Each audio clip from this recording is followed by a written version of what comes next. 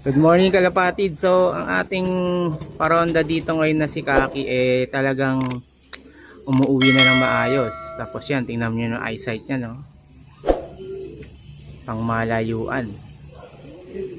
So yun nga, ibabato ngayon ni Carlo dito sa harap ng bahay. Tapos tingnan natin kung uuwi agad. No? Anak siya ni Mooncrest. Actually meron siyang toy stencil na bloodline. Tapos Mooncrest, tapos yung kapares is Mooncrest, yung kapares is pure black. So hindi naglabas ng ito nilabas niya Kaki. Yung ating paronda.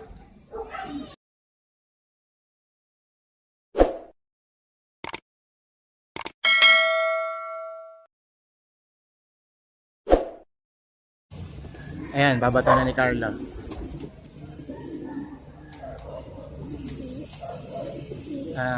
Mga nasa pa lang siya 28 or 29 days, kaya ganun pa siya ka-inaman. Kakatapos lang niya mag siyap, lipas inakay yung tawag natin.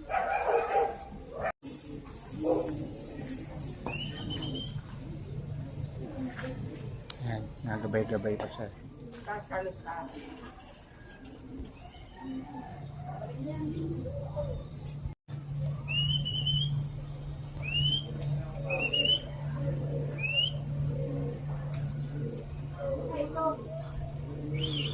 Ayan na.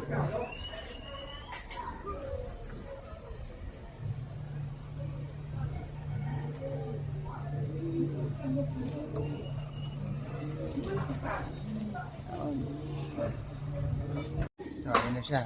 Malapit na. Papasok na dito yan. Ayan, nandito na sa wire.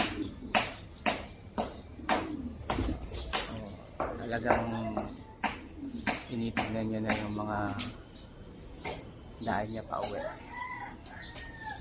So, ayan.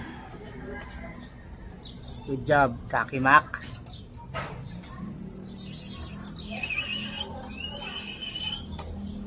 Sige, para ikaw na yung maggabay sa mga kapatid mo pag paparonda next time.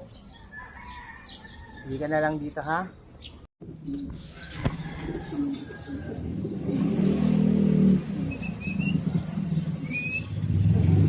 Eto na siya.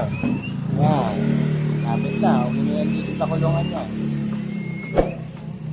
Ito na yung kulungan niya ngayon. So, di pa kami nakaagawa ng fly loop. So, next time, isa na yan sa plano.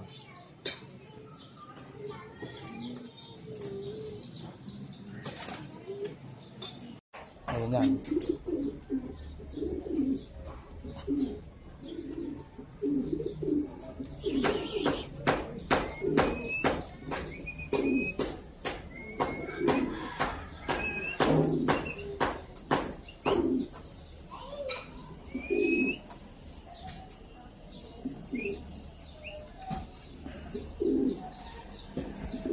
Nanginginain pa eh. Isa to sa nakita ko agad na matalinong kalapate nung mga nasa 10 days pa lang siya.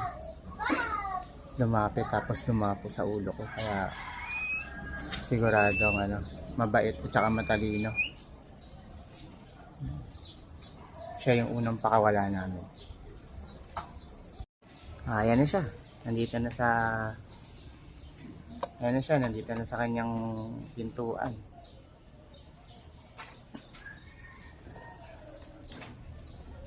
Kukusa ng umuwi, pumasok. Ayan.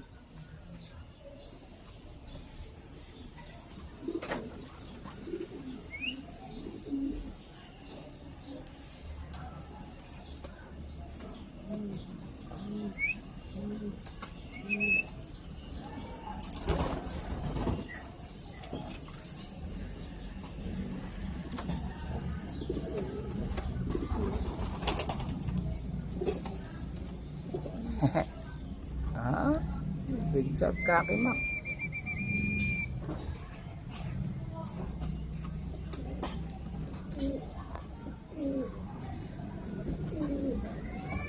Napakawalan lang natin sila dito ngayon para matuto ng husto sanay.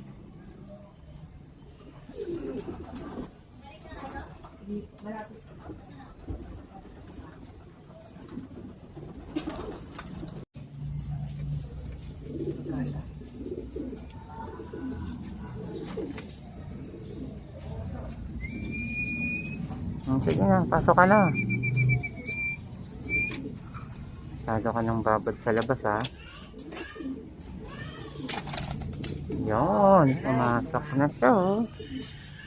Good job na po. Yan, ating paronda na si Kakimak. What's up Kakimak? Talino yan eh. Oh Kakimak, uuwi muna ako ha. Practice ka lang. Next month may kasama ka ng roronda mga kapatid mo.